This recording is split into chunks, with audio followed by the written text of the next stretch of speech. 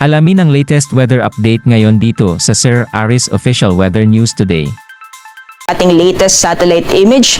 Sa kasalukuyan po ay patuloy pa rin natin binabantayan itong low pressure area na huling namataan sa layong 480 kilometers north-northeast ng Itbayat, Batanes. And kung makikita po natin, halos papalabas na po, nasa boundary na po siya ng ating Philippine Area of Responsibility.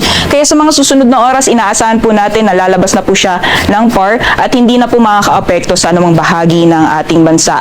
Mababa din po yung chance na ito ay magiging isang ganap na bagyo, kaya mahina po yung magiging paghatak niya sa hanging habagat sa mga susunod na araw. Samantala kung makikita po natin, patuloy pa rin ang epekto ng southwest monsoon o hanging habagat, lalong-lalo na dito sa may kanlurang bahagi ng Luzon. Kaya asahan pa rin po natin ay magpapatuloy pa rin yung makulimlim na panahon na may kasamang kalat-kalat mga pugulan, lalong-lalo na po sa areas ng Ilocos Region at Zambales. Samantalang sa nalalabing bahagi po ng ating bansa, kung makikita po natin, wala po tayong namamataan na makakapal na kaulapan na posibleng magdulot na buong araw ng mga pag-ulan sa nalalabing bahagi po ng ating kapuluan. Kaya asahan po natin ngayong araw ang mainit na panahon, lalong-lalo na pagdating ng tanghali, at may mga chance na naman ng mga isolated rain showers or thunderstorms o mga biglaang pagbuhos ng ulan pagdating naman sa hapon o sa gabi.